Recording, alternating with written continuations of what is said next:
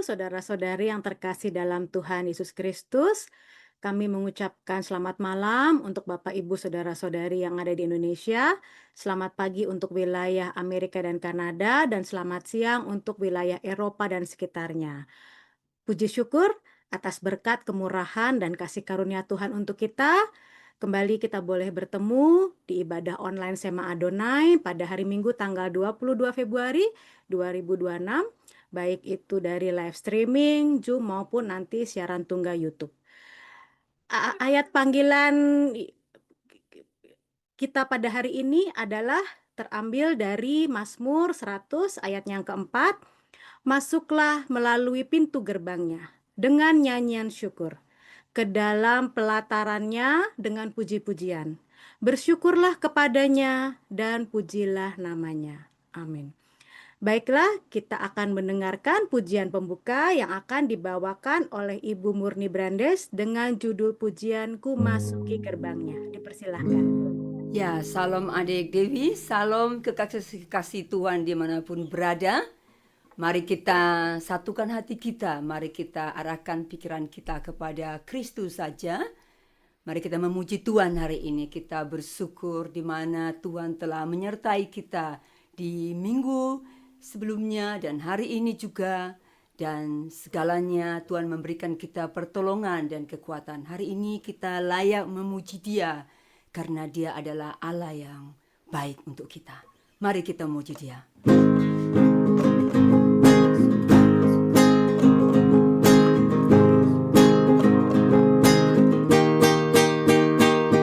Memasuki gerbangnya dengan hati bersyukur, halamannya dengan pujian.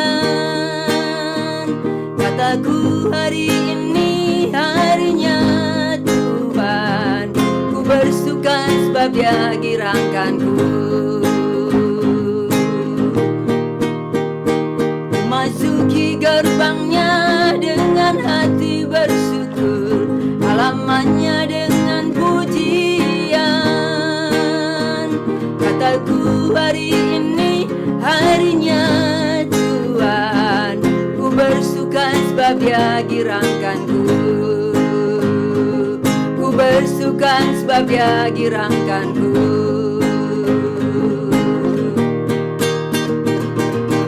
Dia girangkanku, oh Dia girangkanku. Ku bersuka sebab Dia girangkanku. Oh, Dia girangkanku, oh Dia girangkanku. Ku bersuka sebab Dia girangkanku. Ku bersuka sebab Dia girangkanku. Ku masuki gerbangnya dengan hati bersyukur, halamannya dengan pujian. Kataku hari ini harinya Tuhan, ku bersuka sebab Dia girangkanku. Ku bersuka sebab Dia girangkanku. Dia girangkanku, oh Dia girangkanku. Ku bersuka sebab Dia girangkanku. Dia girangkanku, oh Dia girangkanku. Ku bersuka sebab Dia girangkanku. Dia girangkanku, oh Dia girangkanku. Ku bersuka sebab Dia girangkanku. Oh, Dia girangkanku, oh Dia girangkanku. Ku bersuka sebab Dia girangkanku. Ku bersuka sebab Dia girangkanku. Ku bersuka sebab Dia girangkanku.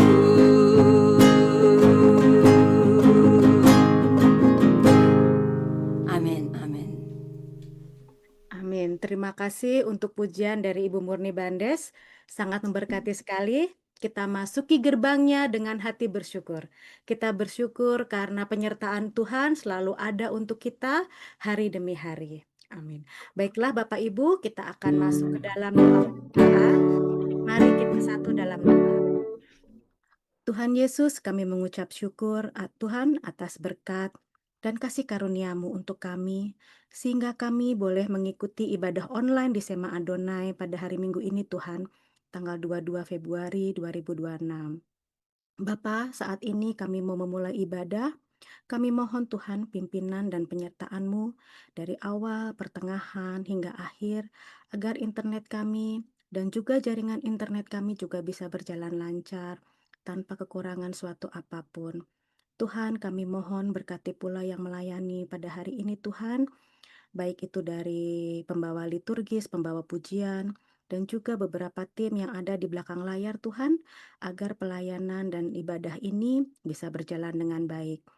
Dan nanti Tuhan kami akan mendengarkan firman-Mu yang akan disampaikan oleh Bapak Gembala kami, Bapak Pendeta Daniel Palungan, MTH, MD Min. Kami mohon Tuhan kiranya Tuhan mengurapi Bapak Pendeta Daniel Palungan dan juga kami Tuhan, agar apa yang Engkau firmankan melalui beliau membuat kami peka dan mengerti akan kehendak-Mu.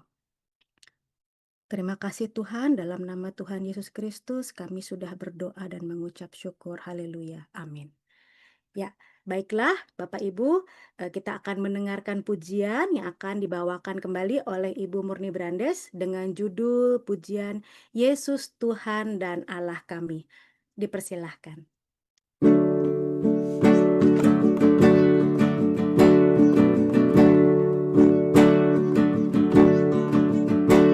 Sebab segala sesuatu adalah dari Dia, dan oleh Dia, dan kepada Dia, dan bagi Dia. Kemuliaan sampai selama-lamanya. Amin. Yesus Tuhan dan Allah kami. Yesus Tuhan dan Allah kami. Engkaulah yang menerima pujian, hormat dan kuasa, sebab telah Kau ciptakan segalanya.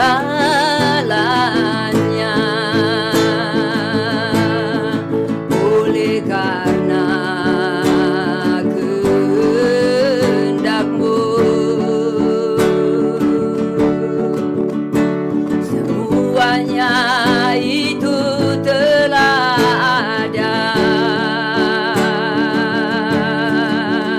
dan diciptakan untuk kemuliaan-Mu. Terpujilah Tuhan, Hosana. Terpujilah Tuhan, terpujilah Tuhan Yesus. Hosana. Terpujilah Tuhan, terpujilah Tuhan Yesus. Sebab segala sesuatu adalah dari Dia, dan oleh Dia, dan kepada Dia, dan bagi Dia. Kemuliaan sampai selama-lamanya untuknya. Yesus Tuhan dan Allah kami. Engkaulah yang menerima pujian, hormat dan kuasa, sebab Kau telah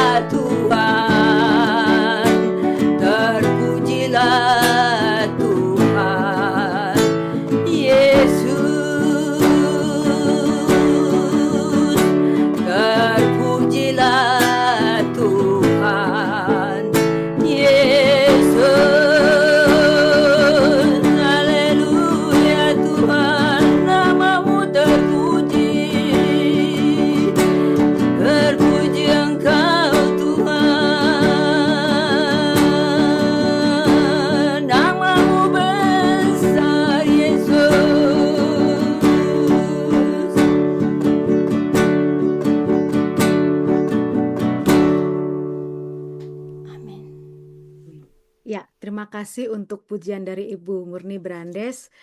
Amat sangat memberkati sekali ya Bapak Ibu. Hanya Tuhan Yesus yang layak menerima pujian hormat dan kuasa. Dan hanya Tuhanlah sumber pengharapan dan kekuatan kita. Amin. Baiklah, sebelum kita masuk ke dalam firman Tuhan, kita akan mendengarkan pujian terlebih dahulu yang akan dibawakan oleh Ibu Murni Brandes dengan judul pujian Rohmu yang Hidup. Mari Bapak Ibu kita bersama-sama menyanyikan pujian ini di rumah masing-masing. Untuk Ibu Murni waktu dipersilahkan.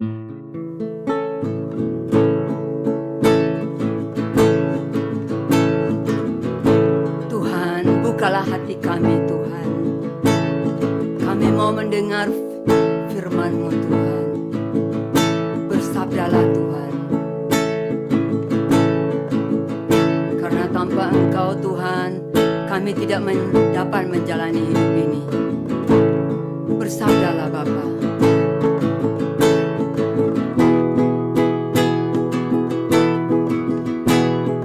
Rohmu yang hidup penuhiku, mengalir dalamku.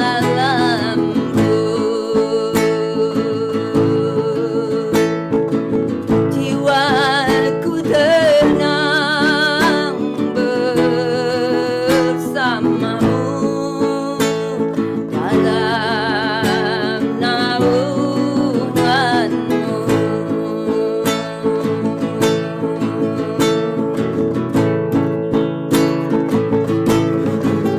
Buka hati tujuanmu, berserah penuh di hadirat-Mu Tuhan. Kau ambil alih seluruh hidupku di altar-Mu menyembah-Mu.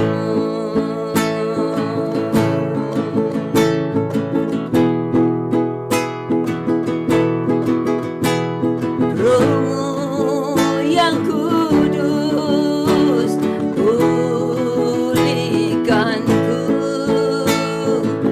Engkaulah damaiku.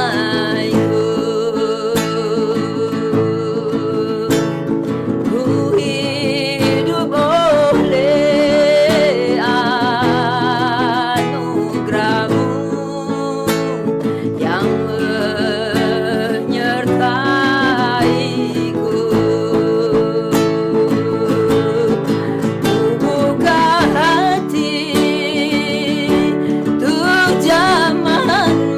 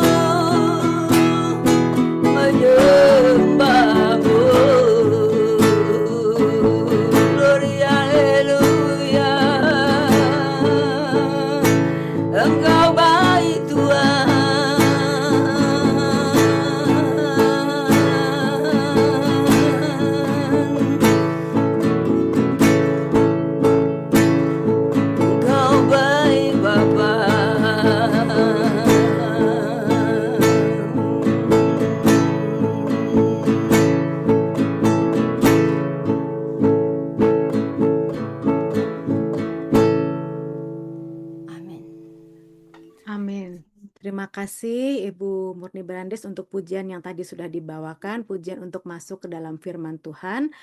Baiklah, Bapak, Ibu, saudara-saudari, mari kita mempersiapkan hati dan pikiran kita untuk mendengarkan firman Tuhan. Tema kita minggu ini adalah hidup yang dipenuhi berkat Tuhan, sesi yang kedua dari Nats 1 Petrus 3 ayat 8 sampai 12. Dan yang menjadi pembicara di minggu ini adalah Bapak Gembala kita, Bapak Pendeta Daniel Palungan, MTH MD Min. Untuk Bapak Daniel, waktu dan tempat dipersilahkan. Salam Sina Jemaat, mari sebelum kita mendengarkan firman Tuhan, kita tunduk kepala, kita berdoa. Bapa yang di surga, kami berterima kasih atas kemurahan Tuhan yang selalu nyata dalam hidup kami. Memberikan kami perlindungan, memberikan kami kekuatan, dan juga memberikan kami kemenangan. Kami percaya bahwa kalau kami ada seperti pada saat ini, itu semua oleh karena tangan Tuhan yang selalu menuntun dan memberkati semua langkah hidup kami, sehingga sampai hari ini kami tetap ada di dalam Engkau. Tuhan, kami sudah menaikkan puji-pujian kami kepadamu. Sekarang kami akan mendengarkan firman-Mu. Roh Kudus kiranya nolong kami supaya firman-Mu yang akan kami dengar, kami dapat mengerti dan kami jadikan sebagai pedoman, tuntunan di dalam hidup kami, mengiring dan juga melayani Engkau. Kami berdoa Bapa, kami sambut firman-Mu dalam nama Yesus, haleluya. Amin. Nah, saudara-saudara yang terkasih di dalam Tuhan Yesus, pada malam ini kita akan membaca Alkitab kita dari 1 Petrus pasal 3 ayat 8 sampai 12 yang berkata demikian. Dan akhirnya hendaklah kamu semua seia sekata, seperasaan, mengasihi saudara-saudara, penyayang dan rendah hati. Dan janganlah membalas kejahatan dengan kejahatan atau caci maki dengan caci maki, tetapi sebaliknya hendaklah kamu memberkati. Karena untuk itulah kamu dipanggil, yaitu untuk memperoleh berkat. Sebab siapa yang mau mencintai hidup dan mau melihat hari-hari baik, ia harus menjaga lidahnya terhadap yang jahat dan bibirnya terhadap ucapan-ucapan yang menipu. Ia harus menjauhi kejahatan dan melakukan yang baik. Ia harus mencari pendamaian dan berusaha mendapatkannya. Sebab mata Tuhan tertuju kepada orang-orang benar dan telinganya kepada permohonan mereka yang minta tolong. Tetapi wajah Tuhan menentang orang-orang yang berbuat jahat. Nah, demikian pembacaan kitab suci pada malam ini, saudara, dan ini adalah sepenggal atau sebagian dari surat Rasul Paulus kepada jemaat-jemaat yang waktu itu ada di perantauan. Merantau bukan karena pergi untuk mencari nafkah atau merubah kehidupan, tetapi merantau oleh karena mereka diusir dari tempat tinggal mereka, dipersekusi, dianiaya, dibunuh, dan karena itu mereka harus pergi mencari tempat yang lebih aman walaupun tidak menjamin mereka akan selamat. Nah, di tengah-tengah bangsa-bangsa yang tidak mengenal Tuhan itulah maka Petrus menasihatkan mereka supaya mereka diberkati oleh Tuhan, menikmati hari-hari yang penuh dengan kebaikan Tuhan.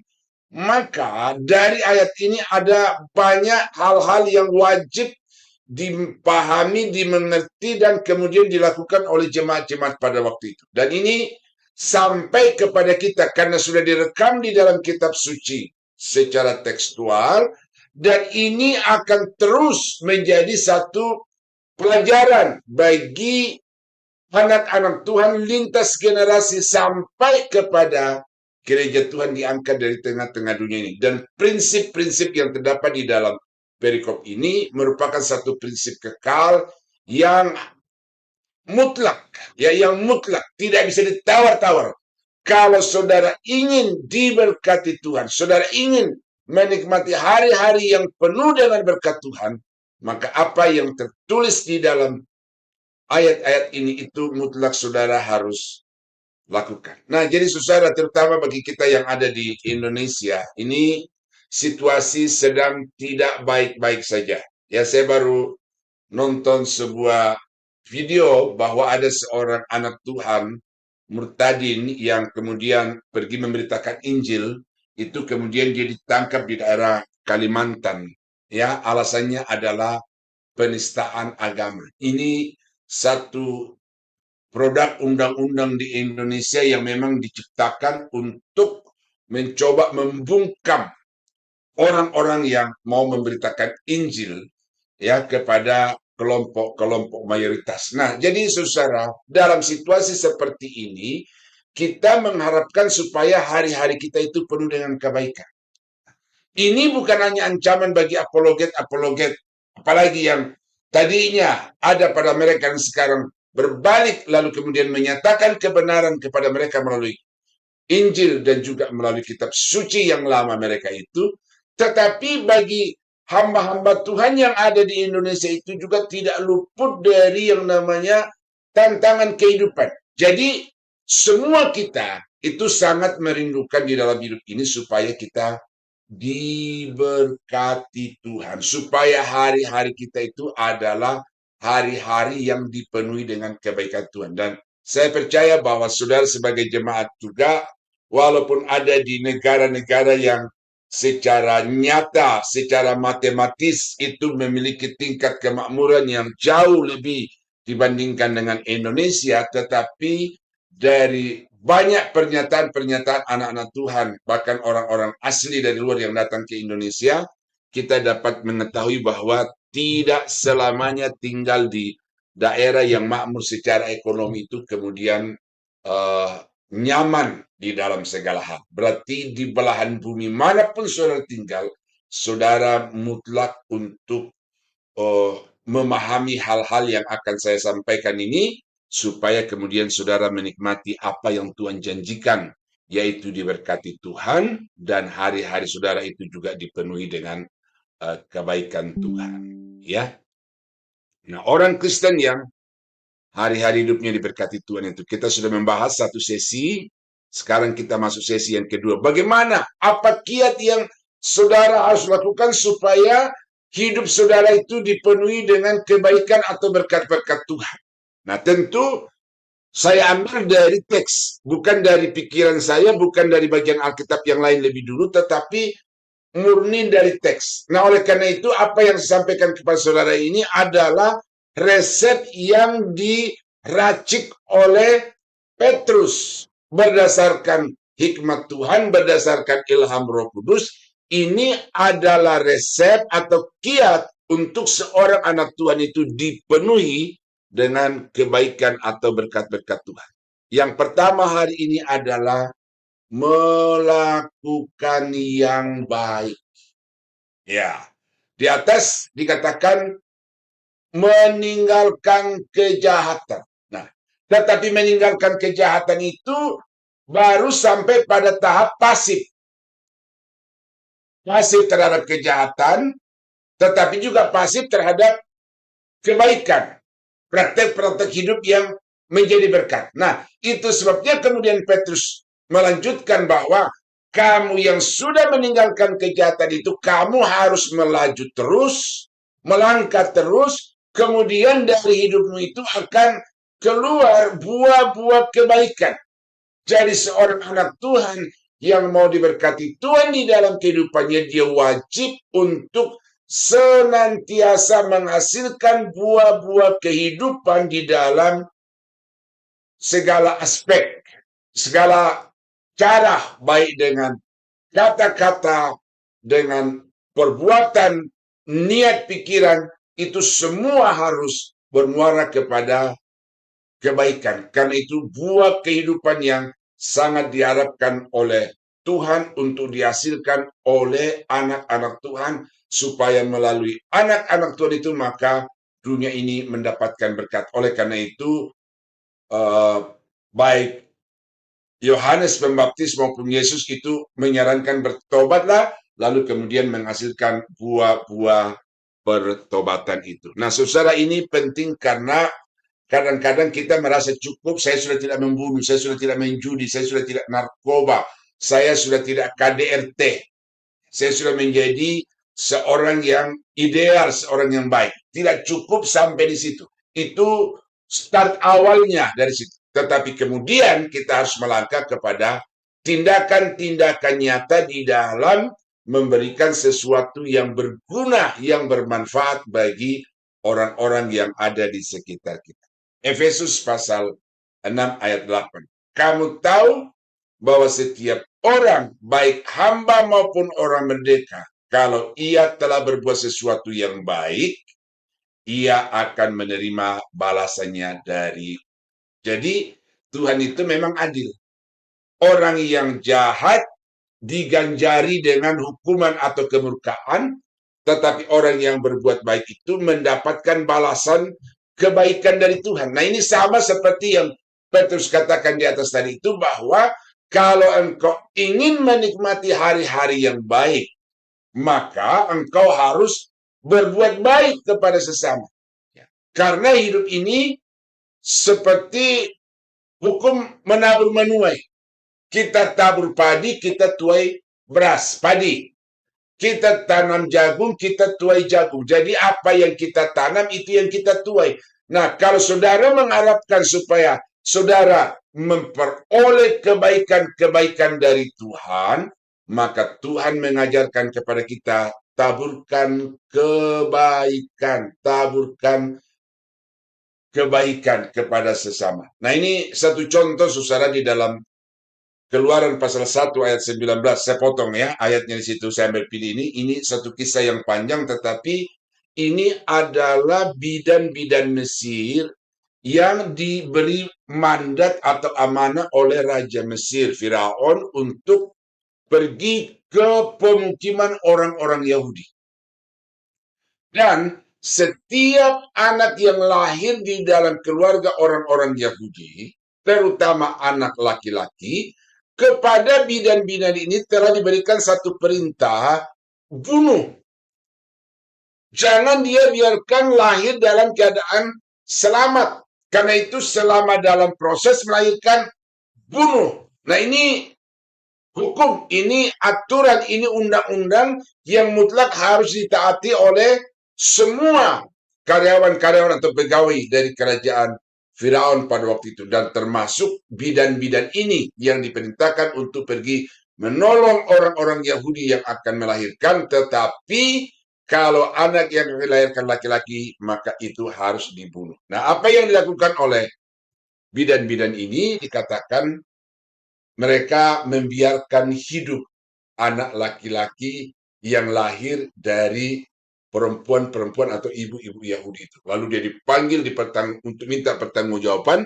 Lalu kemudian mereka memberi jawaban bahwa sebelum kami datang itu orang-orang Yahudi itu sudah melahirkan, karena mereka adalah perempuan-perempuan yang kuat secara fisik, dan karena itu mereka bisa melahirkan sendiri. Nah, jadi kelihatannya ada semacam satu kebohongan di sini, tetapi ini adalah satu bagian atau rangkaian dari tindakan mereka untuk melindungi atau berbuat baik kepada anak lelaki dari orang-orang Yahudi itu.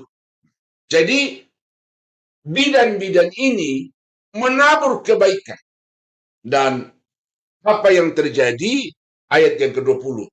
Maka berbuat baik kepada bidan-bidan itu. Pertama, Allah berbuat baik kepada bidan-bidan itu. Bertambah banyaklah bangsa itu, yaitu bangsa Mesir, ya.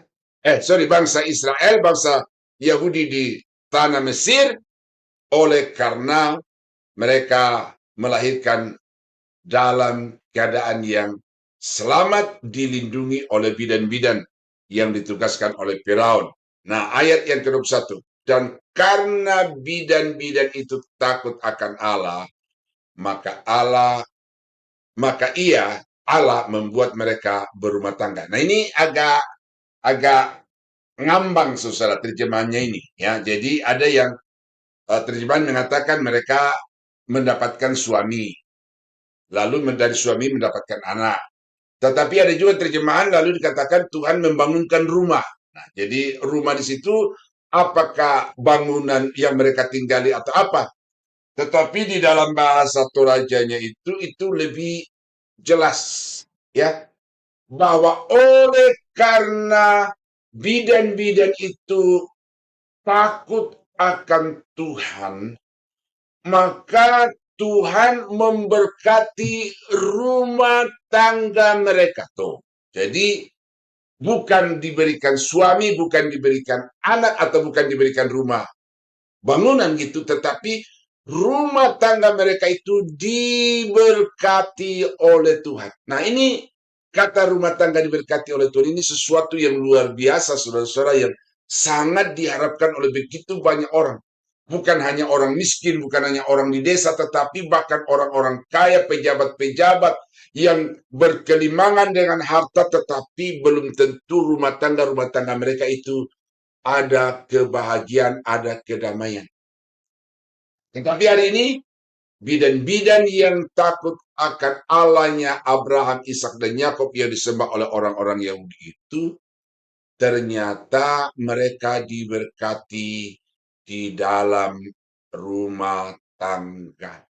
Jadi saudara nanti bisa menjabarkan apa yang dimaksud dengan rumah tangga diberkati, tetapi di sini tidak sekedar cukup secara materi, tetapi ada kenyamanan, ada kedamaian, ada keharmonisan antara suami istri, antara orang tua anak. Itu luar biasa, bidan-bidan ini diberkati oleh Tuhan. Karena apa? Karena mereka telah berbuat baik kepada orang-orang Yahudi, sekalipun untuk itu mereka harus mempertaruhkan nyawa di hadapan Raja Firaun. Nah, jadi saudara kekasih Tuhan, karena itu selama kita ada di dunia ini, kita diwajibkan oleh Tuhan untuk berbuat baik. Ya, saudara berdoa kepada Tuhan, perbuatan baik apa yang saudara harus lakukan untuk saudara mengemban tanggung jawab ini. Tetapi seperti yang tadi saya sudah katakan itu, bahwa Indonesia sedang tidak baik-baik saja, maka saya mengharapkan kepada saudara-saudara yang ada di luar negeri untuk setidak-tidaknya mendoakan kami, hamba-hamba Tuhan di Indonesia, supaya kami diluputkan dari niat-niat orang jahat dan tindakan-tindakan diskriminatif dari penegak hukum di bangsa ini.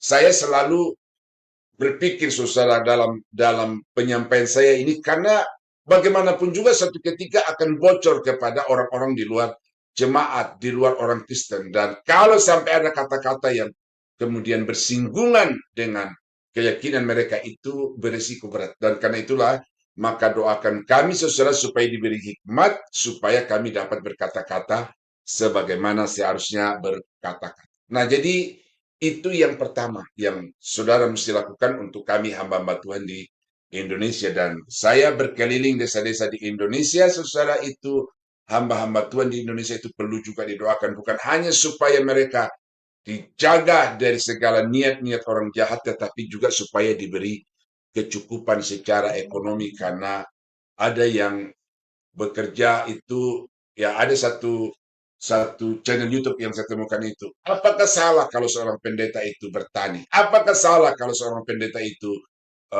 gojek? Apakah salah kalau pendeta itu kemudian bekerja di luar pekerjaan sebagai hamba Tuhan? Nah, mengapa ada seperti itu, saudara? Oleh karena memang jemaatnya tidak sanggup atau belum bisa mencukupi semua kebutuhan pendeta itu, sehingga pendeta itu masih harus membagi waktu, membagi tenaga, membagi pikiran untuk pelayanan dan untuk rumah tangga. Nah, ini alangkah baiknya kalau seorang hamba Tuhan itu memang sudah fokus kepada pelayanan, oleh karena kebutuhan dasar rumah tangganya itu terpenuhi oleh jemaat. Nah, jadi ini hal-hal yang saudara mesti lihat, yang kemudian saudara bisa fokuskan niat saudara untuk berbuat baik. Kalau saudara menyumbang bagi gereja yang sudah mewah, ya, sebelum saya buka Zoom tadi itu, saya ketemu satu channel, ada satu gereja di Spanyol yang saya baca sejarahnya, itu sudah 100 tahun proses pembangunannya. Dan ketika selesai, tahun 2026 ini selesai, itu luar biasa megahnya. Nah, kalau saudara sumbang dana saudara untuk gereja-gereja yang seperti itu, maka dana saudara atau berkat-berkat kebaikan saudara itu akan menjadi sebuah monumen yang belum tentu akan bisa terkonversi dengan jiwa-jiwa. Nah, oleh karena itulah maka minta hikmah dari Tuhan untuk saudara berbuat baik secara tepat, kena sasaran, dan dengan demikian maka saudara akan diberkati oleh Tuhan. Ya, orang-orang yang memberi sumbangan kepada pendeta-pendeta yang kaya raya itu orang-orang yang cari nama sebenarnya. Bukan karena mereka terbeban untuk pelayanan pekerjaan Tuhan, tetapi cari nama. Ya, nah ini banyak terjadi di Indonesia. Ya. Nah, yang berikut adalah mengusahakan perdamaian. Apa yang saudara harus lakukan supaya hari-hari saudara itu dipenuhi dengan kebaikan Tuhan, supaya saudara menikmati berkat-berkat Tuhan, maka Petrus berkata, ia harus mencari perdamaian dan berusaha mendapatkannya. Perdamaian di sini bukan kedamaian. Kedamaian itu adalah kebutuhan secara internal, tetapi perdamaian itu adalah satu relasi dari dirinya dengan orang di luar dirinya. Katakanlah saya dengan istri saya, dengan anak saya, dengan orang tua. Saya harus berjuang untuk membangun relasi harmonis di antara semua orang-orang yang ada di sekitar saya. Saya dengan tim pelayanan, saya dengan teman-teman di Zoom ini. Ya, tetapi karena kita puji Tuhan mungkin karena jarak jadi ya semoga tidak terjadi yang namanya senggolan-senggolan itu, ya. Itu perlu kita bangun kedamaian. Karena kalau sampai kita tidak ada perdamaian, maka janji tinggal janji, dan doa tinggal doa, harapan tinggal harapan, tidak akan pernah menjadi kenyataan. Sebab Tuhan telah menetapkan satu ketentuan yang mutlak dan berlaku secara kekal adalah orang yang mau menikmati hari-hari yang dipenuhi dengan kebaikan Tuhan, orang itu harus mengusahakan perdamaian dalam hidupnya dengan sesama dan khususnya orang-orang percaya dan anggota-anggota keluarga. Ini di dalam pengalaman saudara, ada banyak orang yang begitu aktif di gereja, tetapi sebenarnya ada masalah dalam rumah tangga. Maka dia di gereja A, anaknya di gereja B, anak yang lain di gereja C, dan lain sebagainya. Dan ini informasi data-data yang langsung dari pelaku-pelaku pelayanan sebagai pimpinan-pimpinan gereja Tuhan secara wilayah ataupun secara daerah. Jadi terpercaya bahwa ada orang yang aktif melayani, ada orang yang aktif beribadah, tetapi rumah tangganya itu ada masalah. Dan karena itu sesama anggota keluarga, rumah tangga itu punya gereja masing-masing. Padahal alangkah indahnya kalau suami istri datang di gereja, duduk di bangku yang sama, kemudian di kiri kanannya ada anak-anak, di kiri kanannya ada orang tua. Nah, kalau itu terjadi, saudara, itu sesuatu yang luar biasa di dalam rumah tangga itu diberkati dengan kedamaian. Tetapi ini yang sekarang sedang diincar oleh iblis, dan karena itu iblis berusaha untuk mengacaukan rumah tangga, sehingga mereka kehilangan damai sejahtera. Dan kalau mereka sudah kehilangan damai sejahtera, maka itu akan membuat gereja Tuhan itu mudah untuk dihancurkan. Nah, jadi Petrus memberikan satu nasihat untuk saudara lakukan agar saudara bisa diberkati di dalam hidup ini, maka berusahalah untuk berdamai dengan semua orang. Berusaha, saudara ya. Harus mencari. Ini bukan sesuatu yang kita doakan lalu datang, tetapi kita harus mencari. Dan ini tidak gampang. Ya.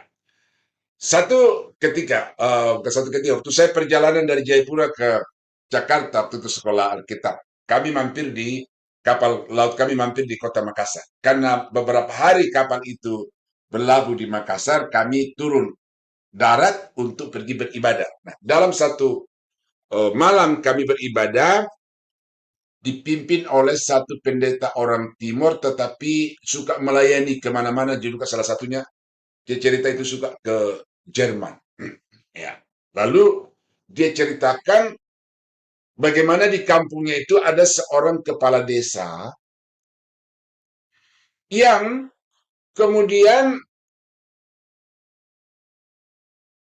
topiknya itu adalah minta tolong kepada seorang ibu yang punya sedikit dana untuk memberi bantuan kepada orang yang di kampung yang sama itu dan tidak beruntung. Nah, dimediasi oleh kepala desanya ini, akhirnya ibu itu rela. Oke, pokoknya karena kepala desa yang minta, maka saya beri. Tetapi kemudian ketahuan bahwa sebenarnya kepala desa ini berbohong. Bukan karena mau memberi bantuan kepada keluarga yang sedang bermasalah itu, tetapi dia membungakan uang kepada orang itu dengan meminta bantuan dari seorang ibu tanpa janji apa-apa dan tidak disertai dengan janji bahwa akan dikembalikan lebih. Pokoknya meminta bantuan dengan tulus dan ibu itu membantu dengan tulus. Tetapi ketika apa yang dilakukan oleh kepala desa ini ketahuan sama ibu itu menjadi tidak enak. Ada semacam kemarahan oleh karena dia telah ditipu oleh seorang kepala desa. Katanya mau menolong orang, tetapi justru dia memanfaatkan orang itu untuk mencari keuntungan. Sehingga dari ibu yang punya uang dia tidak mendapatkan beban, tetapi kepada ibu yang mempunyai masalah itu membebani orang. Nah, lalu akhirnya kepala desa ini kemudian dilema. Lalu menurut pendeta Eltari ini, karena dia sudah dijamah oleh Tuhan, dia tidak mau terus-menerus di dalam perbuatan yang merugikan orang lain atau membohongi orang lain itu, maka Pak Kepala Desa ini mau pergi ke ibu yang minjamkan uang itu untuk meminta maaf. Lalu dia berkata, dia melangkah, tetapi semakin dekat kepada rumah ibu itu, langkah kepala desa ini semakin terasa berat. Dia berjuang dengan sekuat tenaga untuk bisa sampai ke rumah ibu itu. Semakin dekat, semakin berat langkahnya, karena memang untuk minta ampun, untuk minta maaf itu bukan sesuatu yang gampang. Nah, itulah sebabnya maka Petrus mengatakan cari. Bukan sesuatu yang gampang, tetapi sesuatu yang harus diupayakan, diusahakan dengan sekuat tenaga. Melangkah dari rumah sudah terasa berat, semakin dekat semakin berat. Mau masuk ke halaman rumah ibu itu, semakin berat langkah ini. Bahkan tangan untuk mengetuk pintu itu sudah tidak sanggup lagi. Tetapi demi mencari perdamaian, akhirnya Bapak Kepala Desa itu mengutarakan permintaan maafnya, lalu dari ibu yang memang punya kasih sayang yang tulus itu dia memberi pengampunan, tetapi janji tidak akan mengulangi lagi. Nah, jadi saudara-saudara kekasih dalam Tuhan, ini perlu untuk kita upayakan. Untuk meminta maaf, untuk meminta diampuni, itu memang membutuhkan sesuatu yang besar, pengorbanan. Kadang-kadang kita mempertaruhkan harga diri kita. Masa saya yang harus minta maaf? Gitu ya, contohnya begitu. Tetapi betapapun tingginya jabatan saudara, betapapun posisi saudara itu tidak pantas untuk meminta maaf, maka saudara harus mengupayakan perdamaian itu. Lukas pasal 12:58. Sebab jikalau engkau dengan lawanmu pergi menghadap pemerintah, berusahalah berdamai dengan dia selama di tengah jalan, supaya jangan engkau diseretnya kepada hakim, dan hakim menyerahkan engkau kepada pembantunya, dan pembantu itu melemparkan engkau ke dalam penjara. Jadi, sebelum sampai kepada proses hukum, ayo bikin perdamaian, usahakan perdamaian, cari perdamaian. Karena kalau sudah sampai kepada proses hukum, maka itu dampaknya luar biasa. Dampak sosial, dampak ekonomi dalam keluarga akan semakin bertambah berat. Saya melayani ke penjara, saudara, dan saya temukan di dalam penjara itu orang-orang yang begitu bergumul oleh karena dia tidak tahu di luar bagaimana anak-anaknya. Ada suami istri yang di penjara, satu di penjara laki-laki, satu di penjara wanita, dan mereka punya 4 orang anak di luar, masih kecil-kecil. 2 tahun mereka harus mendekam di dalam penjara itu, dan ketika kami datang mereka minta didoakan, dan betapa hancurnya hati ibu itu oleh karena 4 orang anaknya itu dia harus tinggalkan tanpa jaminan yang pasti. Walaupun ada keluarga, tetapi seberapa besar kasih keluarga terhadap anak-anak itu yang digumuli oleh ibunya. Ya. Nah, jadi saudara kekasih dalam Tuhan, karena itu nasihat firman Tuhan, berdamailah dengan orang-orang yang saudara sudah rugikan itu sebelum saudara sampai ke penjara, karena dampaknya luar biasa. Ya. Nah, Matius pasal 5, 23-25. Sebab jikalau engkau mempersembahkan persembahanmu di atas mezbah dan engkau teringat akan sesuatu yang ada dalam hati saudaramu terhadap engkau, tinggalkan persembahanmu di depan mezbah itu dan pergilah berdamai dahulu dengan saudaramu. Nah, jadi ternyata relasi kita dengan Tuhan itu sangat dipengaruhi oleh relasi kita dengan sesama. Bukan karena Allah kurang kasih, tetapi karena sudah menjadi ketetapan dengan Tuhan. Sudah menjadi ketetapan Tuhan, bahwa barang siapa yang mau mencintai Tuhan, barang siapa yang mau mengasihi Tuhan, atau barang siapa yang mau hidup diperkenankan oleh Tuhan, maka orang itu wajib untuk mengasihi saudara-saudaranya.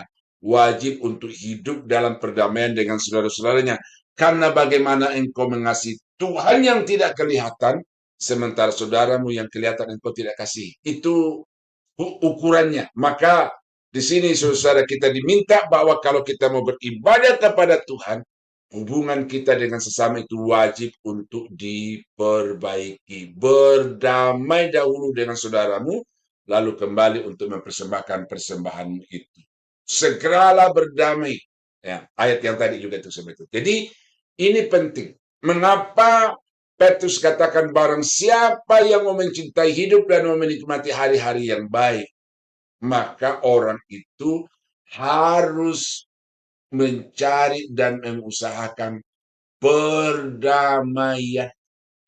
Jadi berkat kondisi hidup yang baik itu tidak jatuh dari langit, tetapi melalui satu usaha, dan usaha itu adalah berdamai dengan orang-orang yang ada di sekitar kita. Nah, jadi saudara kekasih di dalam Tuhan, ini yang kedua hari ini. Apa yang wajib saudara lakukan supaya hari-hari saudara diberkati Tuhan? Maka usahakan untuk berdamai dengan sesama anak-anak Tuhan. Nah, lalu yang ketiga hari ini adalah hidup dalam kebenaran.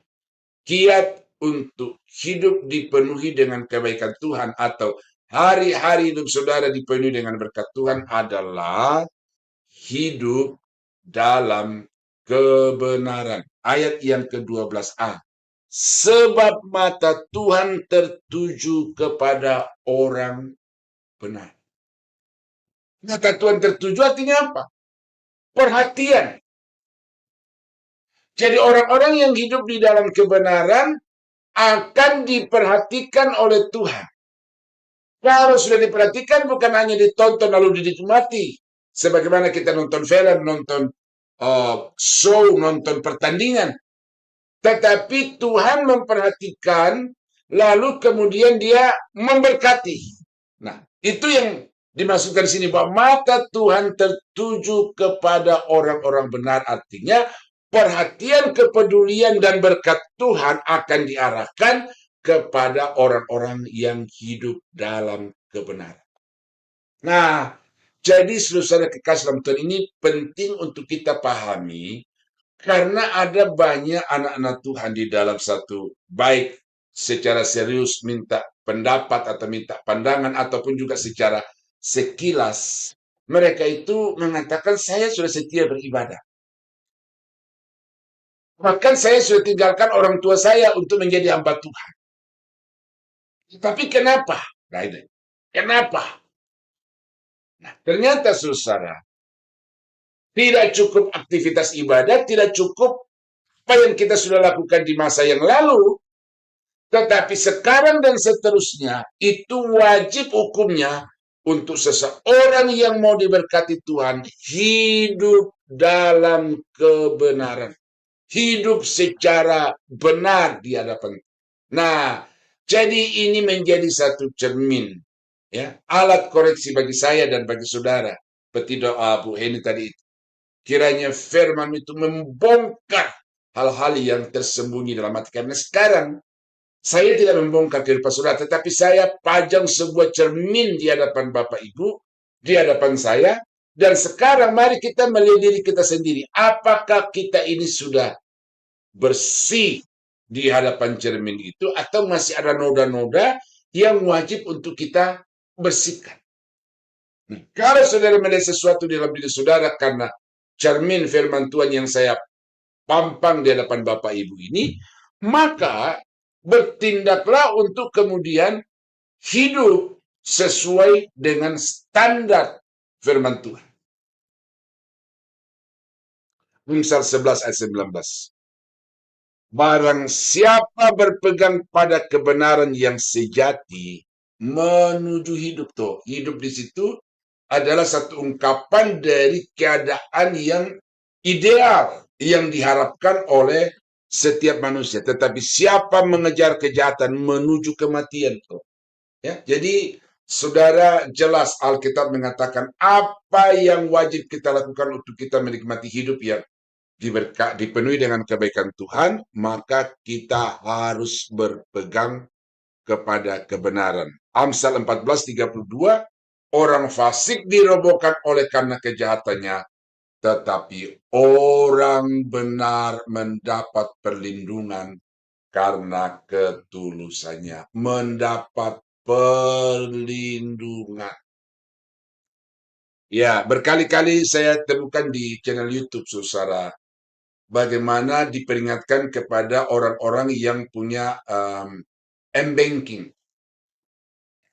Karena telah terbukti bahwa ada banyak nasabah-nasabah yang kemudian dananya di bank itu raib oleh karena data-data m-bankingnya itu bocor atau bisa di-hack oleh orang-orang tertentu. Ada seorang ibu yang menangis-nangis di hadapan kepolisian oleh karena uangnya 500 juta raib. Tuh. Jadi bukan diberkati, tetapi yang ada justru disedot, diambil. Nah, bagaimana supaya kita dapat menikmati apa yang sudah ada dan terus bertambah? Dikatakan di sini, orang-orang benar itu akan diproteksi, akan dilindungi oleh Tuhan. Ini keamanan secara finansial, keamanan secara ekonomi, keamanan secara healthy, kesehatan, keamanan juga secara sosial. Itu dijamin oleh Tuhan, kita akan diberkati, akan dilindungi. Dan karena itu maka syarat yang Tuhan minta dari saudara dan saya adalah hidup dalam kebenaran. Nah, itu yang ketiga hari ini. Bagaimana supaya hari-hari saudara dipenuhi dengan kebaikan Tuhan? Hidup dalam kebenaran. Yang keempat ada di ayat 12 masih, bahwa telinga Tuhan, ya tadi mata Tuhan, tetapi sekarang telinga Tuhan tertuju kepada permohonan mereka yang meminta tolong. Ya, tidak dikatakan kepada orang benar, tetapi kepada mereka yang minta tolong. Jadi orang yang berdoa. Tentu salah satu kualifikasi doa yang dijawab adalah hidup benar, tetapi di dalam hal ini yang ditekankan bukan soal kualitas hidupnya, tetapi praktek doanya. Ini sesuatu yang perlu juga untuk kita tumbuh kembangkan dalam hidup kita, itu bagaimana supaya doa itu bukan sekedar sesuatu kata-kata yang keluar dari mulut kita oleh karena ada acara-acara tertentu, atau bukan karena rutinitas makan dan lain sebagainya, tetapi doa itu harus merupakan satu ekspresi dari kehidupan yang sadar bahwa tanpa Tuhan saya tidak bisa berbuat apapun. Sehingga doa merupakan satu sikap ketergantungan kepada Tuhan. Tuhan, tolong saya, tanpa Engkau saya tidak bisa berbuat apa-apa. Masalah berat, persoalan rumit, hanya Engkau yang bisa memberikan pertolongan. Jadi ekspresi, ungkapan kehidupan yang tidak bisa atau tidak mampu tanpa campur tangan Tuhan. Nah, Tuhan mau supaya orang-orang percaya itu senantiasa hidup di dalam doa, menjalin komunikasi secara terus-menerus. Mengapa di dalam doa Bapa kami itu Yesus mengajarkan, berikanlah kami pada hari ini makanan kami yang secukupnya. Mengapa dia tidak katakan berikanlah kami bulan ini, berikanlah kami bulan ini? Karena Tuhan mau supaya setiap hari kita minta diberkati oleh Tuhan untuk hari itu. Nah, jadi ada satu hal yang tersirat di sana bahwa orang-orang yang berdoa kepada Tuhan minta berkat Tuhan itu perlu ada satu ketergantungan hari lepas hari, dari hari ke hari yang lain, itu wajib untuk senantiasa bergantung kepada Tuhan. Nah, karena itulah saudara, maka perlu ya, kalau saudara punya disiplin diri lalu punya waktu untuk ada jam-jam tertentu yang saudara fokus untuk doa, itu baik sekali. Tetapi kalau saudara tidak punya waktu itu, dan itu memang tidak diwajibkan di dalam Alkitab, tetapi dimanapun saudara berada, di rumah, di kantor, di gereja, di dalam perjalanan, dalam posisi bagaimanapun saudara sedang di dapur, saudara sedang bekerja, saudara sedang di kendaraan, saudara bisa berdoa karena yang Tuhan minta itu adalah relasi dan bukan sekedar kata-kata yang menyampaikan sejumlah daftar kebutuhan. Nah, jadi saudara-saudara kekasih dalam Tuhan, ini ketetapan firman Tuhan untuk saudara bisa diberkati oleh Tuhan dalam hidup ini, maka saudara mesti hidup di dalam doa. Ya, 1 Samuel 1 ayat 27. Untuk mendapatkan anak inilah aku berdoa, dan Tuhan telah memberikan kepadaku apa yang kuminta daripadanya. Saudara tahu kisah ini? Hana yang merupakan istri yang sah dari Elkana. Tetapi karena Hana tidak bisa memberikan anak, maka Elkana menikah lagi Penina. Lalu Penina memberikan anak, sehingga Hana ini semakin tertekan di dalam hidup. Mandul, lalu kemudian dia direndahkan oleh madunya. Setiap hari dia direndahkan. Dalam situasi yang seperti itu, Hana tidak bisa kemana-mana. Kepada suaminya, dia tahu belum tentu suaminya bisa memberikan jawaban. Maka tempat yang dipilih oleh Hana untuk kemudian mencari solusi atas masalahnya adalah pergi ke rumah Tuhan di Silo, di mana di sana ada Imam Eli. Lalu kemudian dia masuk ke dalam rumah Tuhan itu, dia berdoa kepada Tuhan. Dia tumpahkan segenap isi hatinya di depan Tuhan. Sampai Imam Eli itu menganggapnya seorang yang sedang mabuk anggur, karena mulutnya komat kamit, tetapi tidak ada suara. Air mata mengalir, kepala lemah lunglai, lalu dianggap, ini orang sedang mabuk. Tetapi sesungguhnya Hana sedang mengutarakan semua yang terkandung di dalam hatinya kepada Tuhan. Dan Alkitab mengatakan, karena Hana berdoa, maka Tuhan menjawab doanya itu. Bahkan lebih. Kalau sudah baca di dalam 1 Samuel pasal 2, itu dikatakan bahwa sesudah Samuel kepada Hana, Tuhan memberikan lagi 2 orang, 3 orang anak laki itu, pokoknya ditambah 5 lagi. Jadi semua anak dari Hana itu menjadi 6 orang. Nah, jadi saudara kekasih dalam Tuhan, sehingga rasa rendah diri, rasa terhina yang bertahun-tahun dia tanggung oleh karena tidak bisa memberikan anak itu, kemudian menjadi lepas. Lalu dia bergembira dengan pujian di dalam 1 Samuel pasal 2 itu, bahwa orang yang dulu Mandul sekarang punya anak yang dulu menyewakan diri karena makanan itu, sekarang menjadi kenyang. Jadi saudara kekasih dalam Tuhan, doa adalah jalan keluar dari permasalahan, dan karena itu maka berdoa. Doa adalah saluran yang dipakai oleh Tuhan untuk mengirim berkat-berkat kepada saudara, karena itu berdoa. Daniel pasal 6 ayat 11. Demi didengar Daniel bahwa surat perintah itu telah dibuat, pergilah ia ke rumahnya. Dalam kamar atasnya ada tingkap-tingkap yang terbuka ke arah Yerusalem. 3 kali sehari ia berlutut, berdoa serta memuji Allahnya seperti yang biasa dilakukannya. Nah, 3 kali sehari ini yang saya katakan tadi itu. Sudah punya jadwal-jadwal doa secara tertentu, lalu dia mendisiplinkan diri untuk melakukan itu. Nah, tetapi yang saya mau tangkap dari Daniel ini, saudara, bukan karena telah dikeluarkan satu undang-undang bahwa semua orang harus sujud menyembah kepada raja, tidak boleh kepada ilah lain. Ini satu produk undang-undang yang dibuat di kerajaan Persia itu, ya, supaya orang-orang Yahudi, khususnya Daniel, itu bisa terjerat karena dia dicemburui oleh semua pejabat-pejabat dari orang-orang pribumi. Daniel orang tawanan, pendatang, tetapi dia duduk di satu jabatan yang tinggi setingkat dengan menteri koordinator. Lalu dia dibuatkan satu undang-undang dalam 30 hari, siapa yang menyembah kepada ilah lain selain kepada raja, maka dia harus dilemparkan ke dalam gua singa. Daniel sesuai mendengarkan itu naik, lalu kemudian berdoa di tingkap atas rumahnya ke area Yerusalem. Dikatakan 3 kali sehari. Tetapi yang saya mau angkat bukan 3 kali seharinya, tetapi frasa yang terakhir. Seperti yang biasa dilakukannya. Jadi Daniel berdoa bukan karena ada masalah.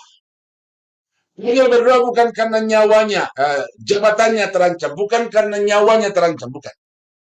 Tetapi Daniel berdoa karena itu sudah merupakan kebiasaan hidupnya. Relasi dengan Tuhan dibangun di segala waktu, di segala situasi, tidak peduli sedang diberkati atau tidak, itu dia menjalin hubungan dengan Tuhan. Dan karena itu kalau kita baca dalam Alkitab, berkat Tuhan bagi Daniel itu luar biasa. 3 dimensi. Pertama, dia dilepaskan dari singa-singa yang sudah 7 hari tidak diberi makan itu. Lapar, ketahuan ketika orang-orang yang sudahnya itu lemparkan ke dalam, mereka belum sampai di tanah sudah diterkam oleh singa-singa, tetapi dia tidak dilepaskan. Kedua, itu nama Allahnya Daniel itu dideklarasikan bahwa semua orang di negara atau di wilayah yang dikuasai oleh Raja Persia pada waktu itu wajib untuk takut kepada Allahnya Daniel.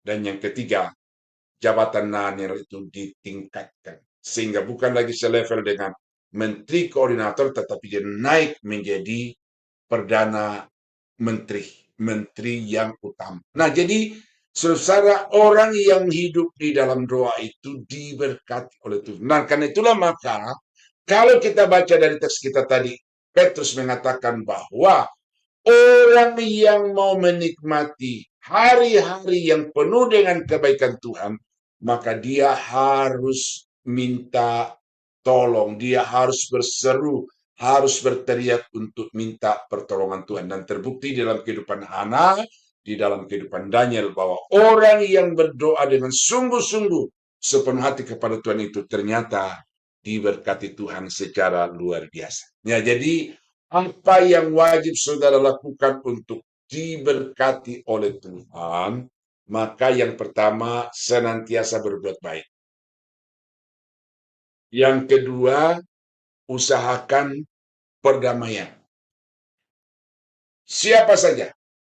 Dan yang ketiga, hidup dalam kebenaran.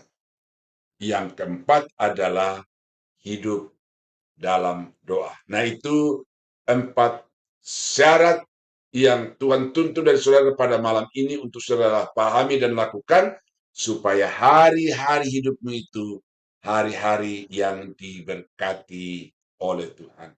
Nah, kiranya Roh Kudus menolong Bapak Ibu supaya mampu memahami lebih dalam dari apa yang saya sampaikan dan kemudian diberi kuasa untuk mempraktekkannya sehingga janji-janji Tuhan itu menjadi nyata di dalam kehidupan saudara. Tuhan Yesus memberkati, mari kita berdoa. Bapa di surga, terima kasih karena kami sudah diajar oleh firman-Mu. Apa yang wajib untuk kami lakukan supaya hidup kami ini dipenuhi dengan kebaikan atau berkat-berkat Tuhan, maka apa yang sudah kami pelajari pada malam ini ya Tuhan, kiranya Engkau cerahkan pikiran kami dan Engkau kuatkan kami dengan kuasa-Mu supaya kami melakukan dalam hidup kami, dan dengan demikian berkat-berkat Tuhan itu akan nyata melimpah di dalam kehidupan kami. Terpujilah nama-Mu Bapa di surga. Berdoa untuk semua sidang jemaat-Mu yang mendengarkan firman ini, dan di mana saja siaran tunda akan terdengar, biar Tuhan tolong mereka untuk memahami firman ini secara benar, dan kemudian mereka dikuatkan oleh Tuhan untuk melakukannya, supaya janji-janji-Mu juga menjadi nyata di dalam kehidupan mereka. Kami berdoa mengucap syukur berterima kasih untuk firman ini, dalam nama Yesus, haleluya, amin. Amin. Terima kasih untuk Bapak Daniel Palungan untuk firman yang sudah diberikan. Kiat-kiat menjadi orang Kristen agar hidupnya selalu dipenuhi dengan kebaikan Tuhan, yaitu melakukan yang baik, mengusahakan perdamaian, hidup dalam kebenaran, dan hidup dalam doa. Terima kasih Pak, sangat memberkati sekali. Semoga apa yang Bapak firmankan pada hari ini bisa menjadi rema di kehidupan kami sehari-hari. Amin. Baiklah, kita akan masuk ke dalam persembahan yang akan disampaikan oleh Ibu Aling. Waktu dan tempat dipersilahkan Ibu. Ya, baik, terima kasih Bu Dewi. Baik Bapak Ibu sekalian, bagi Bapak Ibu yang ingin mensupport pelayanan dari Sema Adonai, Bapak Ibu dapat memberikan persembahannya melalui Bank BCA dengan nomor rekening 7890232871 atas nama Petra AXXCXXXXXXX. Demikian pengumumannya Bapak Ibu, dan kami mengucapkan banyak terima kasih atas persembahan yang telah diberikan Bapak Ibu kepada pelayanan Sema Adonai. Tuhan berkati. Saya kembalikan kepada Ibu Dewi sebagai liturgis. Dipersilakan Ibu. Ya, terima kasih Bu Aling untuk persembahan, untuk info persembahan, dan kami juga mengucapkan terima kasih kepada Bapak Ibu yang sudah mensupport pelayanan Sema Adonai. Tuhan Yesus memberkati. Baik, kita akan masuk ke dalam doa syafaat yang akan dipimpin oleh Ibu Eri. Untuk Ibu Eri, waktu dan tempat dipersilahkan. Ya, baik, Bu Dewi, atas waktu yang sudah diberikan. Mari Bapak Ibu yang terkasih di dalam Tuhan, kita mau satukan hati untuk menaikkan doa dan permohonan kita kepada Tuhan. Mari kita satu di dalam doa. Bapa yang terkasih, Bapa yang kami muliakan, di dalam nama Tuhan Yesus Kristus. Segala puji dan syukur Tuhan, kami naikkan kepadamu pada hari ini Tuhan, baik kami yang ada di Indonesia, baik kami yang ada di Amerika, di Jerman, ataupun ya Bapa di Timur Tengah, dimanapun kami berada. Tuhan, kami mau satukan hati kami. Kami rindu untuk terus menaikkan setiap doa-doa ya Bapa yang kami panjatkan kepada Tuhan. Terima kasih Tuhan buat firman-Mu pada hari ini. Begitu luar biasa Tuhan, bagaimana kami harus terus mengandalkan Tuhan dalam setiap kehidupan kami. Tuhan, terima kasih atas berkat-berkat yang sudah Tuhan berikan. Tuhan limpahkan begitu banyak dalam kehidupan kami yang tidak dapat kami ukur dengan apapun Tuhan.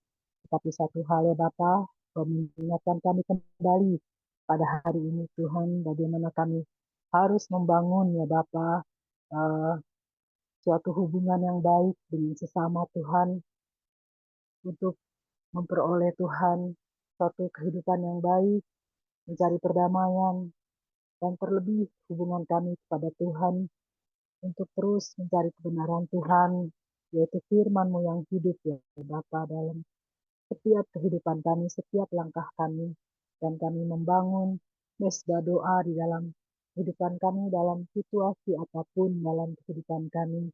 Terima kasih Tuhan, memberkati Pak Daniel di dalam pelayanannya, memberkati Pak Daniel juga Tuhan dalam pengajarannya, dalam keluarganya, dalam penggembalaannya Tuhan, supaya Tuhan, ada nama Tuhan dipermuliakan dalam kehidupannya Bapa, juga dalam kehidupan kami semua.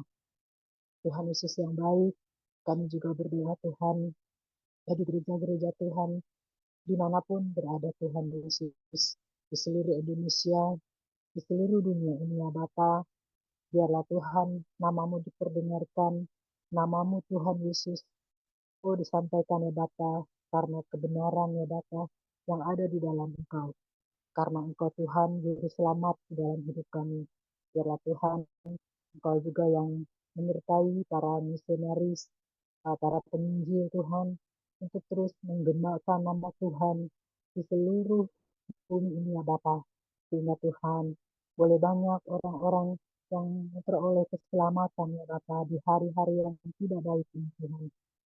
Bapa dalam surga, kami percaya Engkau yang memperlengkapi mereka dengan senjata firman ya Bapa. Sehingga Tuhan, kebenaran-Mu akan terus ya Bapa, diagungkan, digemakan ya Bapa.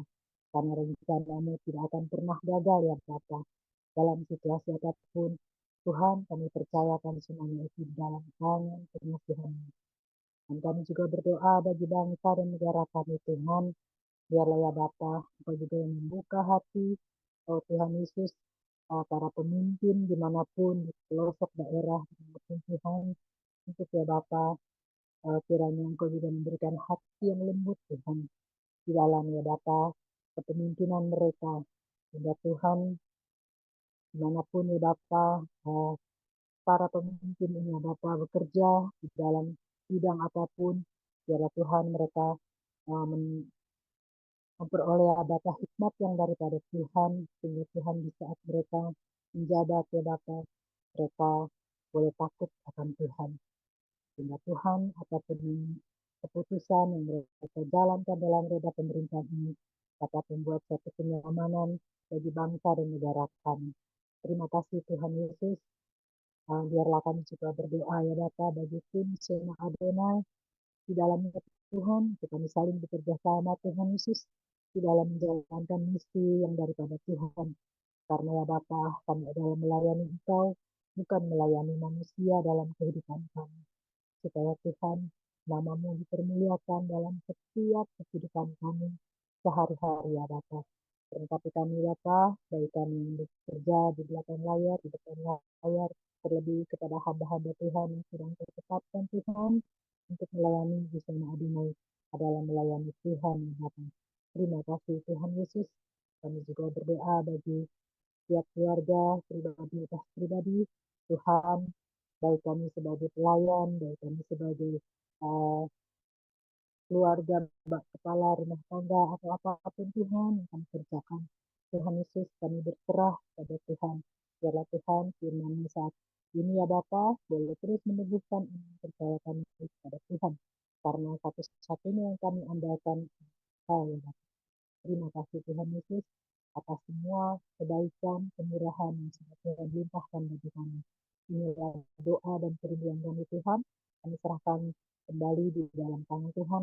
Di dalam nama Tuhan Yesus kami mengucap syukur. Haleluya. Ya, saya serahkan kembali kepada Ibu Dewi. Terima kasih. Amin. Ya, terima kasih Ibu Eri yang sudah memimpin doa syafaat. Baiklah, sebelum kita menutup ibadah kita akan kembali mendengarkan pujian penutup yang akan dibawakan oleh Ibu Purni Brandes dengan judul pujian Anak Cucunya Diberkati. Dipersilahkan. Terima kasih Adik Dewi. Baik, terima kasih untuk firman untuk hari ini buat kita ya. Terutama untuk saya mengucap syukur dan terima kasih firman untuk hari ini.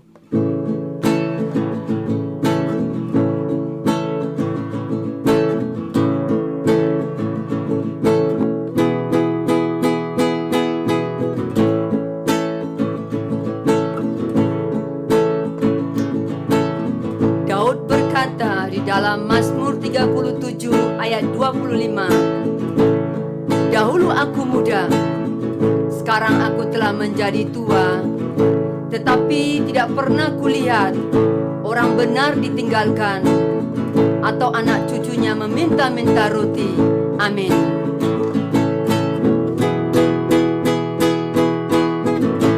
Begitu besar kasih Allah pada kita, diberkatilah anak cucu kita di mana-mana. Tuhan mengubah miskin menjadikan kaya, dan merendahkan dan meninggikan juga. Begitu besar kasih Allah pada kita, diberkatilah anak cucu kita di mana-mana. Tuhan mengubah miskin menjadikan kaya, Dia merendahkan dan meninggikan juga. Berbahagialah bagi orang yang percaya, anak cucunya pasti tidak akan meminta-minta, karena Allah menggenapi firman-Nya. Tiada yang mustahil bagi orang percaya. Berbahagialah bagi orang yang percaya, anak cucunya pasti tidak akan meminta-minta, karena Allah menggenapi firman-Nya. Tiada yang mustahil bagi orang percaya. Tiada yang mustahil bagi orang percaya. Begitu besar kasih Allah pada kita, diberkatilah anak cucu kita di mana-mana. Tuhan mengubah miskin menjadikan kaya, Dia merendahkan dan meninggikan juga. Berbahagialah bagi orang yang percaya, anak cucunya pasti tidak akan meminta-minta,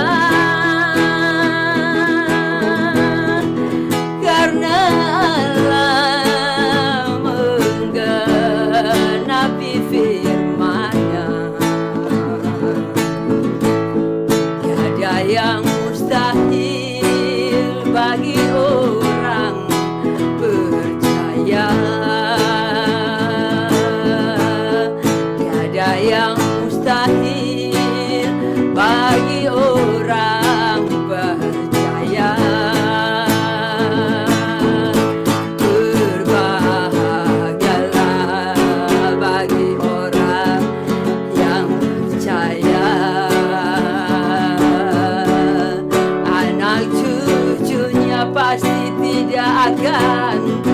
meminta-minta, karena Allah menggenapi firman-Nya. Tiada yang mustahil bagi orang percaya. Tiada yang mustahil bagi orang percaya.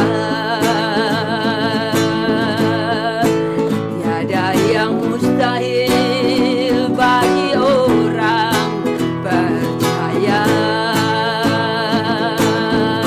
Berbahagialah bagi orang yang percaya.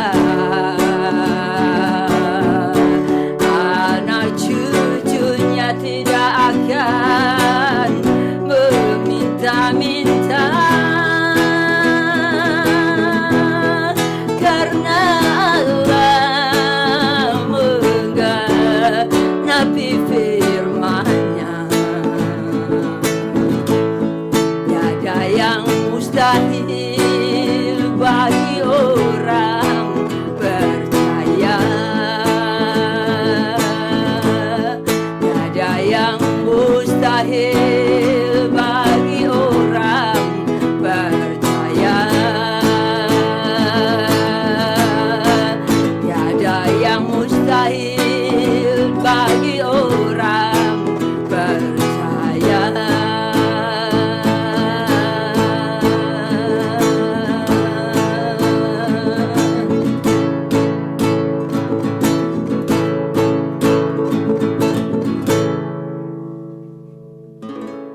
Amin.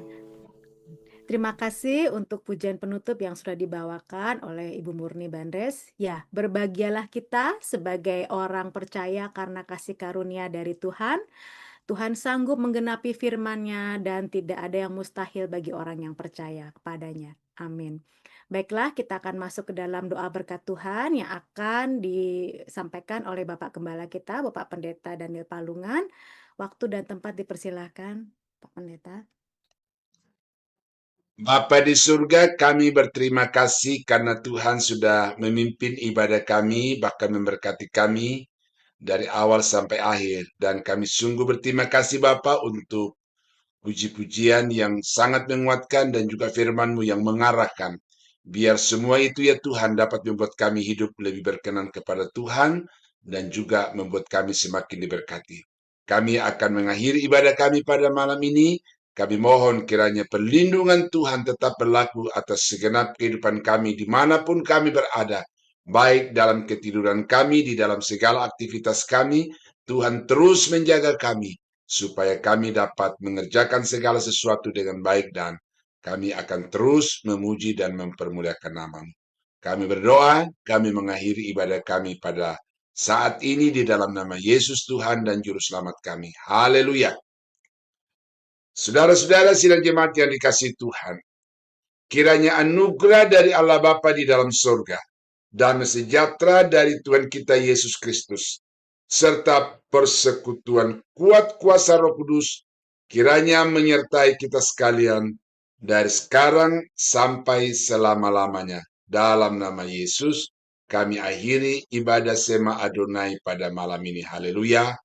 Amin. Amin. Terima kasih untuk doa yang sudah disampaikan, Pak Pendeta. Sekarang ibadah sudah selesai. Sekali lagi kami mengucapkan terima kasih untuk Bapak Pendeta Daniel Palungan yang sudah memberikan doa berkat dan membawakan firman Tuhan untuk minggu ini. Kami juga mengucapkan terima kasih untuk semua tim Sema Adonai yang sudah melayani dan terima kasih juga kepada para jemaat yang sudah mengikuti ibadah online Sema Adonai, baik itu secara live streaming, Zoom maupun nanti siaran tunda YouTube. Sampai bertemu minggu depan, Tuhan memberkati. Shalom.